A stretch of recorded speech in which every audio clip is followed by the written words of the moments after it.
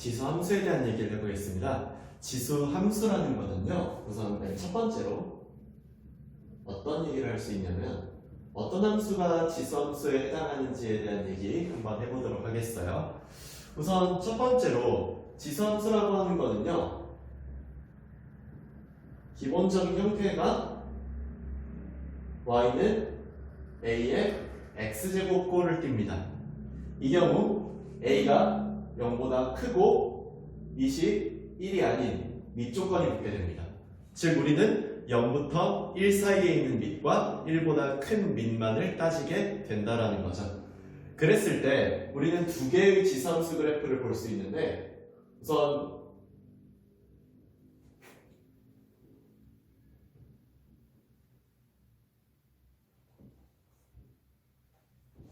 이렇게 우상향하는 지수함수 그래프랑 우하향하는 지수함수 그래프를 볼 수 있습니다. 둘 다 각각 y는 ax 제곱이라고 했을 때 얘는 a가 1보다 큰 케이스에 해당하고요. 이 경우는 a가 0부터 1 사이에 해당하는 녀석이 되겠습니다. 특징을 보자면요, 두 녀석 다 정의역이 x는 실수에 해당하고요, 치역은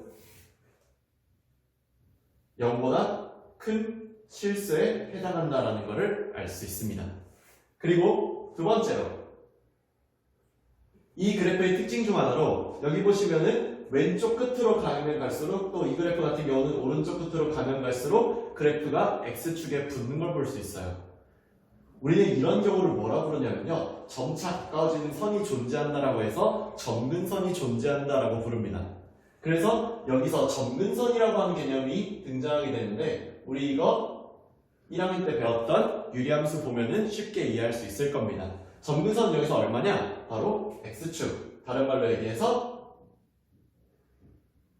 y는 0이라고 하는 직선입니다. 세 번째로요, 이 친구들은요, 무조건적으로 1대1의 관계를 갖는 단순 증가 또는 단순 감소함수에 해당합니다. 여기 있는 a가 1보다 큰 경우 같은 경우는 증가하는 증가함수고요, a가 0부터 1 사이에 해당하는 이 녀석은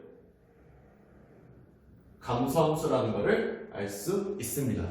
또한 여기 두 녀석 전부 다요, 여기는 0,1이라고 하는 점을 반드시 지나가고, 또한 1,a를 반드시 지나간다라는 것을 확인할 수 있습니다.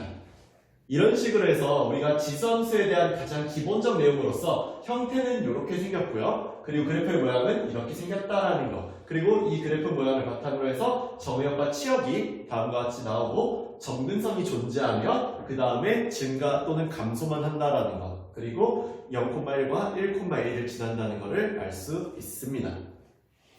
그 다음에 이 지수함수가요, 평행이동 또는 대칭이동에 의해서 움직일 수 있게 되는데, 평행이동을 통해서 움직인 지수함수를 먼저 보도록 할게요. 평행이동을 통해서 움직이게 된다면은 x축 방향으로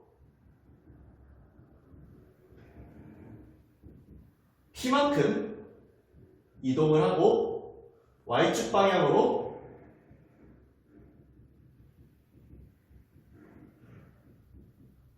q만큼 이동한다고 해보겠습니다. 그랬을 때 여기 있는 y는 ax제곱의 그래프가 어떻게 이동하게 되느냐, y는 a의 x-p 더하기 q로 이동하게 되는 것을 볼 수 있겠다라는 겁니다.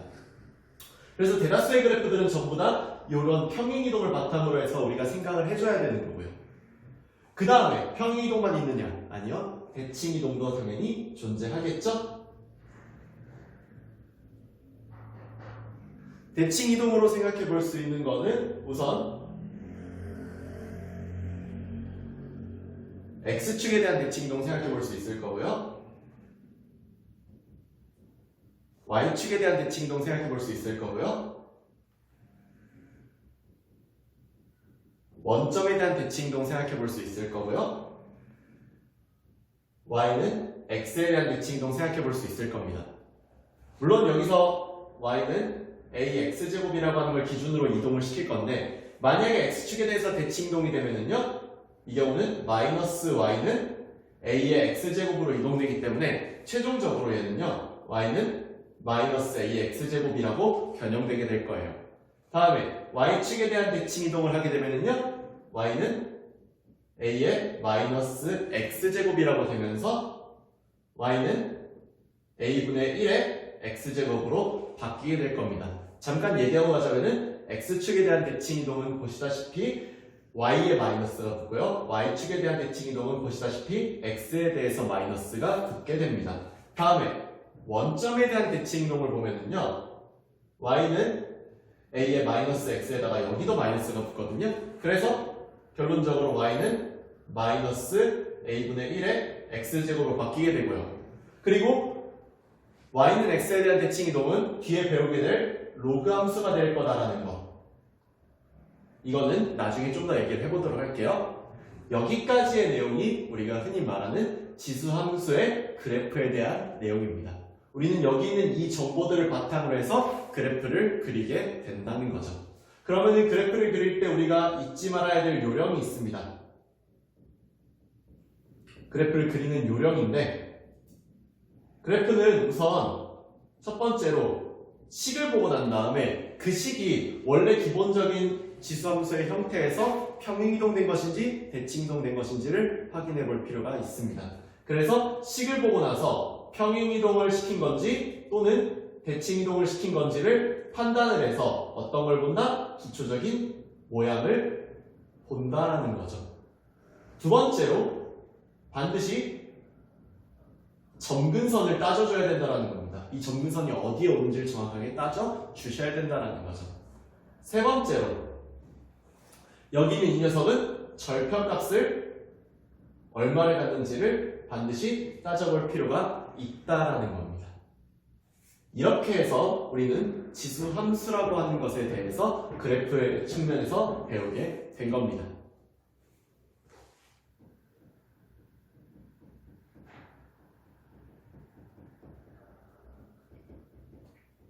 다음으로 지수함수의 최대, 최소에 대해서 얘기를 해보도록 할게요.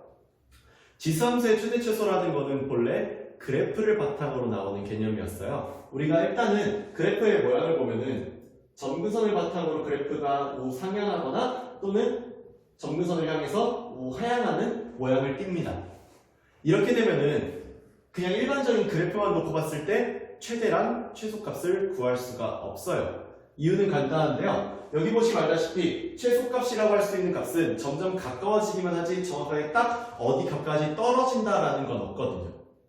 반대로 최대값도요. 점점 위로 올라가면서 무한대의 값에 가까워지기 때문에 점점 무한대가 되기 때문에 계속 커지기 때문에 여기에서 최대값을 구할 수가 없다라는 겁니다.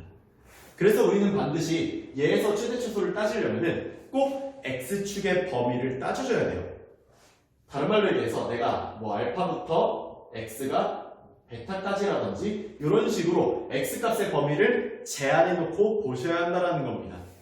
그랬을 때 여기 제한된 범위를 바탕으로 y는 a의 x제곱의 최대 최소를 따져보면요 여기는요 a 알파라고 나오는 값이 최대를 갖고 a 베타의 값이 최소를 갖는 첫 번째 케이스가 존재합니다. 또는 a 알파가 최소가 되고 a 베타가 최대가 되는 경우도 존재하죠. 얘는 그럼 과연 어떤 차이가 있느냐? a 알파가 최대가 되고 a 베타가 최소가 되는 이 케이스는요 알파부터 베타까지가 여기가 알파고 여기가 베타로 이렇게 끊기는 경우에 해당합니다. 즉 그래프가 우하향해야지만이 이런 형태를 볼 수 있다는 거죠. 다른 말로 얘기하면 이 친구는 이 기준으로 봤을 때 a 값이 0부터 1 사이에 있을 때 이런 최대와 최소를 갖는다는 걸 확인할 수 있습니다. 또한 여기 있는 이 녀석도 마찬가지예요. 반대로 이번에는 여기에서 이제 알파 값이 생기고 여기에서 이제 베타 값이 생기면서 여기에서 최소값, 여기에서 최대값을 갖는 케이스라고 보시면 될 것 같습니다. 그러면 여기 있는 A 알파 값이 최소고 A 베타 값이 최대가 되는 이 케이스는 A가 1보다 큰 케이스라고 할 수 있겠죠. 이제 이 케이스를 바탕으로 해서 우리가 생각을 해볼 거는 과연 형태가 이렇게만 나오느냐? 그러지 않다라는 겁니다. 우리는 크게 두 가지 형태를 더 보게 될 거예요. 첫 번째로 y는 a의 fx꼴의 최대와 최소부터 먼저 보도록 하겠습니다. 이 경우는 여기 위에 지수에 좀 복잡한 함수가 오는 경우를 의미해요. 예를 들어서 fx가 2차 함수거나 또는 절대값이 온다거나 그런 경우를 의미하게 되는데 이 경우는요 무조건적으로 범위가 나와있든 나와있지 않든 fx 값이 최대가 되거나 또는 최소가 되는 걸 바탕으로 우리가 알 수 있습니다. 만약에요 fx 값이 최대가 될 때 afx도 최대다 라고 하고 fx 값이 최소가 될 때 afx 값도 최소다라고 하면은요 만약에 이런 식으로 나온다면 여기 있는 이 경우는 a가 1보다 큰 경우입니다. 반대로요 fx 값이 최대인데 afx 값이 최소가 되거나 또는 fx 값이 최소면서 오히려 반대로 afx 값이 최대가 되는 경우도 존재한다라는 거죠. 이 경우는 0부터 a가 1 사이에 해당하는 경우라고 볼 수 있습니다. 물론 꼭 이렇게 떨어진다라는 건 아니에요. 가끔씩 fx 값이 뭐 최대 최소라고 하는 게 불분명할 수도 있고 잘 안 나올 수도 있지만 어쨌거나 거의 대다수의 경우 fx 값에 의해서 최대와 최소가 반드시 갈리게 되는 게 이 첫 번째 1번에 해당하는 사례입니다. 두 번째로요 2번에 해당하는 사례로서 y는 f, a, x제곱꼴도 우리가 볼 수 있는데 이 꼴 같은 경우는요 오히려 ax제곱을 t로 치환하고 t의 범위를 구합니다.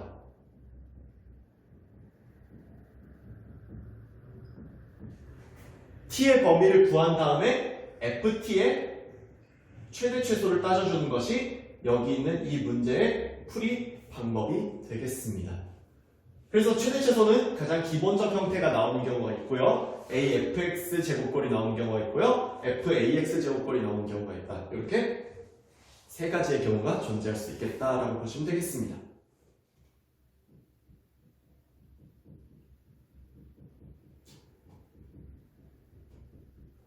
지수 방정식에 대한 얘기를 해보겠습니다. 우선 지수 방정식은 꼴별로 알아보는 게 가장 좋기 때문에 꼴별로 알아보도록 하겠어요. 첫 번째로요. A의 fx가 A의 gx랑 같다라고 하는 가장 기본적인 형태가 있습니다. 이 가장 기본적인 형태에 대해서는 그냥 fx는 gx와 같다라고 놓고 푸시면 되겠습니다. 그래서 여기를 풀었을 때 나오는 해답이 곧 여기 문제의 답이 되는 가장 기초적 케이스 1번의 형태가 되겠습니다. 두 번째로요. 여기에서 자주 안 나오는 형태 중에 하나지만 f의 ax제곱이 어떤 다시 다른 걸로 하겠습니다. 어떤 a의 fx제곱이 그냥 어떤 특정수 b와 같다라는 경우도 있어요. 이건 뒤에 있는 로그를 배우면 좀 더 정확하게 할 수 있지만 로그를 배우지 않은 상태에서 우리가 이 문제를 해결하려면 b를 a의 k제곱으로 바꿔요. 이렇게 바꿀 수 있게 문제가 구성될 겁니다. 그랬을 때 a fx 제곱이 a의 k제곱과 같다라고 놓고 풀게 될 거고, 그렇게 될 경우 fx가 k랑 같다라는 식을 풀게 되는 경우입니다. 단 이 녀석보다는 보통은 이 녀석이 오히려 더 많이 나오기 때문에 이거는 그냥 언급만 하고 넘어가도록 할게요. 세 번째로 f의 ax제곱이 어떤 b와 같다, 요런 꼴이 있습니다. 요런 꼴에 대해서는요, 우리가 여기 있는 a x제곱을 t로 치환하고요, 이 치환한 형태를 바탕으로 해서 ft가 b와 같다라고 하는 2차 방정식을 풀어주시면 됩니다. 제가 여기서 2차 방정식이라 한 이유는요, 거의 대다수의 경우 여기는 fx가 2차식으로 나오기 때문이에요. 물론 절대값식으로 나올 수도 있으니까 ft는 b라고 하는 이 방정식을 풀어주면은 우리가 t값을 구할 수 있겠죠?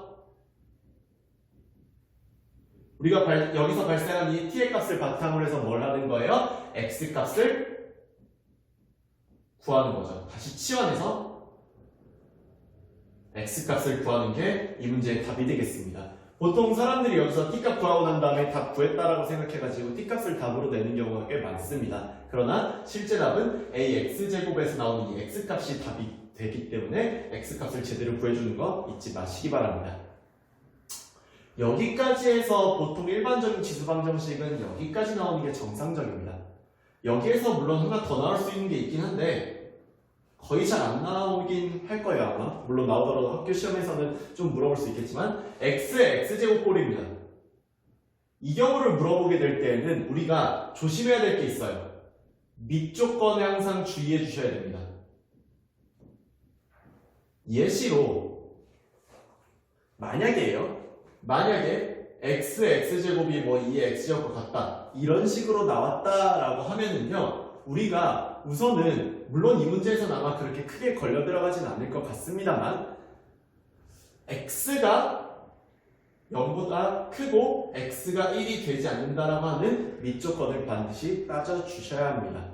이유는 간단한데요, 만약에 이대로라면은 여기가 x가 2가 돼도 답이 될 수 있고 여기가 0제곱이 되면 1이 될 수 있기 때문에 x가 0이어도 답이 될 수 있다는 걸로 답을 원래 두 개를 낼 수 있을 거거든요. 그러나 x가 0이라고 하는 거는 밑이 0이 되고 밑이 0이 되는 거는 밑조건에 걸리는 일이에요. 물론 밑조건에 안 걸리더라도 답이 나오는 경우가 간혹가다 있습니다. 그런데 여기에서 0을 대입해보면 0의 0제곱이고 0의 0제곱은 우리가 정의하지 않았기 때문에 구할 수 없는 값이다라는 겁니다. 그래서 여기서 x가 2라는 답만 나오게 되는, 이런 식으로 함정을 파는 경우가 있다라는 거예요. 이런 경우를 조금 주의해 주시면 되겠다라는 겁니다.